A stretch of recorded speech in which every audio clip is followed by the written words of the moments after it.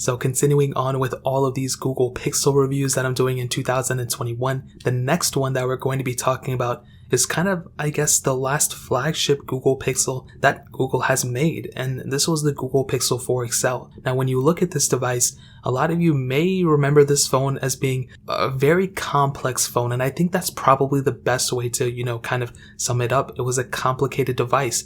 It wasn't amazing. It wasn't horrible. It just kind of flopped in some areas that this phone developer, that this phone lineup was kind of known for. And when you have a device that's solely predicated on two major things, the software and the camera, and it flops in one of those things, well, 50% of the people are not going to be happy about it, where the other 50% of the people may get, persuaded from the other 50% to kind of hate on the phone too. That's just kind of how it goes. And with the Pixel 4 XL, I think Google could have probably done a way better job had they kind of marketed it as a cheaper device, kind of like how they did with the Pixel 5, especially with the Pixel 4a. The 4a is not an amazing phone, but it's a really, really good phone for the price tag. It is kind of like an amazing phone for being a sub $400 device. What this phone was going for at that time, I think it was around $1,000. It was probably like $899, something like that. And when you look at that price tag and you look at what this phone specifically brought, it really did kind of change at least my mind of what Google was trying to do,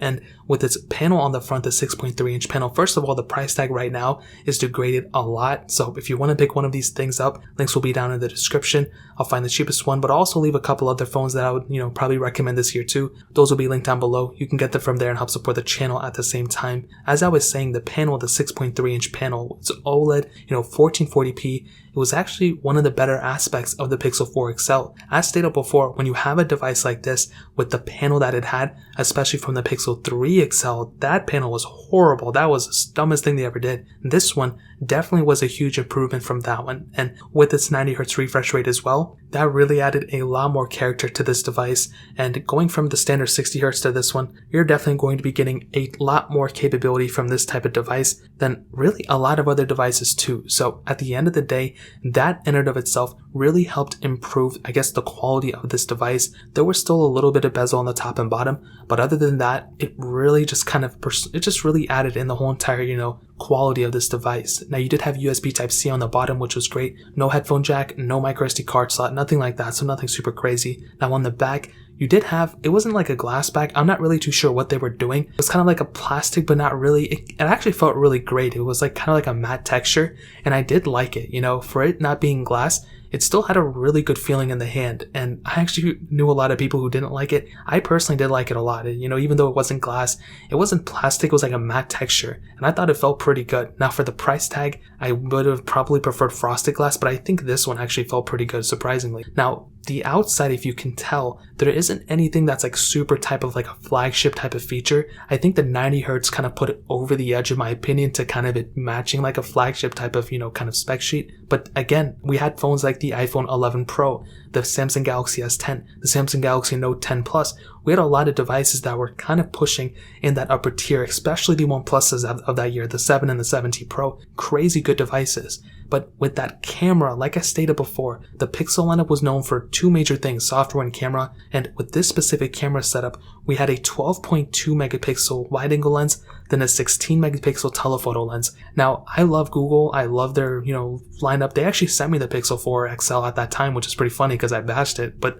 again, maybe they respect people's opinions. I don't know. And they sent me Pixels ever since then. So I guess they love me or something. But with this camera, it just really wasn't an insane, upgrade of what we were expecting. They did bring that additional lens, which was great because the original Pixels, the Pixel 3 and 3 XL, only had single lenses on the back. They had one of the Pixel 3 XL had the dual camera set up on the front. But during the run-up of this device in their keynote, they actually said that, there's no point for an ultra-wide sensor. They kind of bashed ultra-wide sensors. They said the telephoto lens was more important, and it shouldn't be like a this or that. It should be both, especially as a phone manufacturer. The 11 Pro had a triple camera setup. The Galaxy S10 had a triple camera setup. The Note 10 Plus had a triple camera setup. This phone should have had a triple camera setup at that time. Unfortunately, it didn't, and that did kind of flop. But the thing that I was kind of most mad about was the fact that this phone, at that price tag that was kind of, hailed as the best phone of the camera of that lineup, it didn't have 4K at 60. And that made this phone really slip up to a lot of people. 4K at 60 is something that's kind of like a baseline feature in this day and age, even especially now in 2021.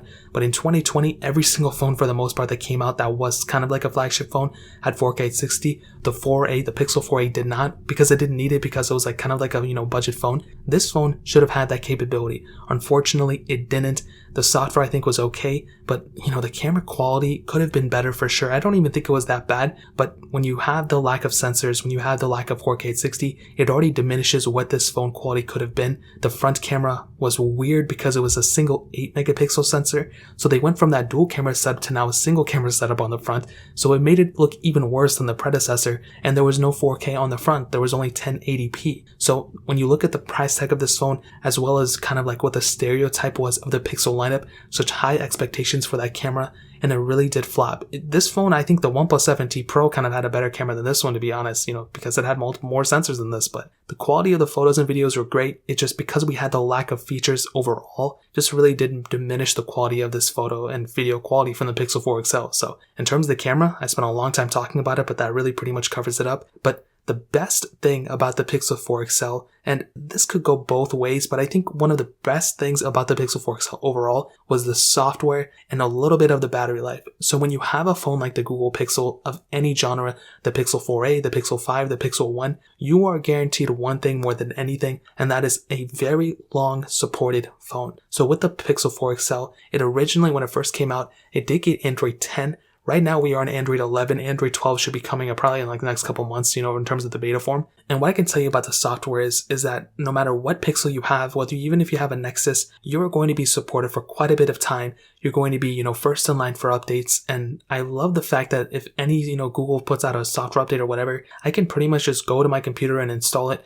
Or I can even install it from my device. I don't have to wait multiple months. That's one of the reasons why I hate Samsung and I hate OnePlus even, because they take a little bit more time. Now, I love those devices more than this one, but I just wish the software lifecycle was a little bit better on those devices, even iPhones. The same day the iPhone 12 Pro Max gets an update, pretty much for now is the same day my iPhone 6S that came out in 2015 gets the update. And the Google Pixel lineup is the closest thing we have to it, which I love. So that in and of itself is another huge aspect of, the Pixel 4 XL, because it's going to be supported for quite a bit of time. It's not going to be outdated tomorrow or next year. It's going to be supported for a while. And even in the stock, and even in custom ROM support, it's going to be supported for a while too. Now the battery was a 3700 mAh battery. It definitely isn't a bad battery size, but it could have been better overall. And as stated, the software is stock, so you don't have a lot of random things going on in the background. But as I always state, and I stated this before, it's really good that we had a longer software supported device on this type of phone. So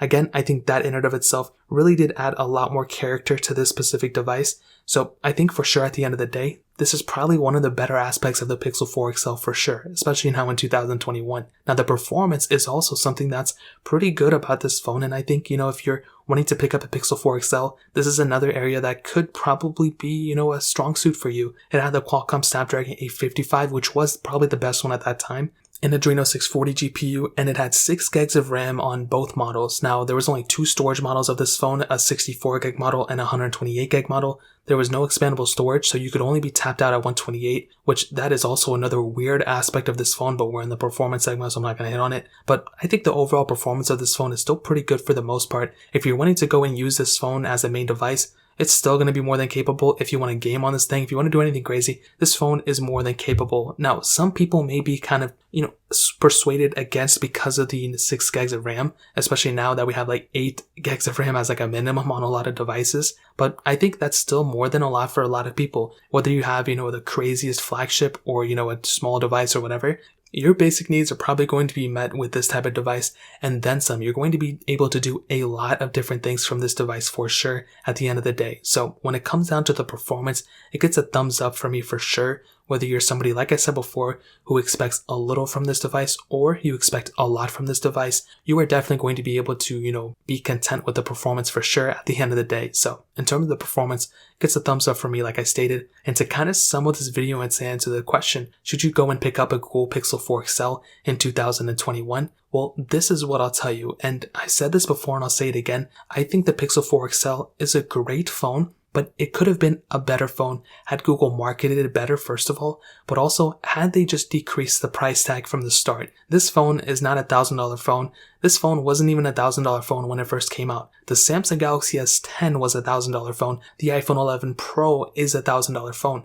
This phone screams to me that it's a $600 phone. There was no, glass on the back, and I think for a lot of people they didn't like it. Me personally, I was perfectly okay with this type of back. The camera of this thing wasn't amazing, and that's kind of what we were expecting for the Pixel 4 XL to bring, an amazing camera sensor. This one didn't have it. The display was an improvement from the predecessor, and I did appreciate the 90 Hz and stuff, but I think the OnePlus 7T Pro had a better display than this thing, and that thing was cheaper, I think, at the time. But all is not bad on this device. You have a beautiful, long-lasting supported device. If you're getting the Pixel, one thing for sure, more than the camera even, it's the software. This thing is going to be getting software support for a much longer time than a lot of people may even realize. So that is great. The custom ROM support on this device was cool too. I just love the custom ROM community, and this phone still has that capability, which is great. You have, a pretty good sized battery. You have pretty good performance still, and it's just kind of things that are underwhelming. There's really nothing that's super bad about this phone. It's just some very average things, but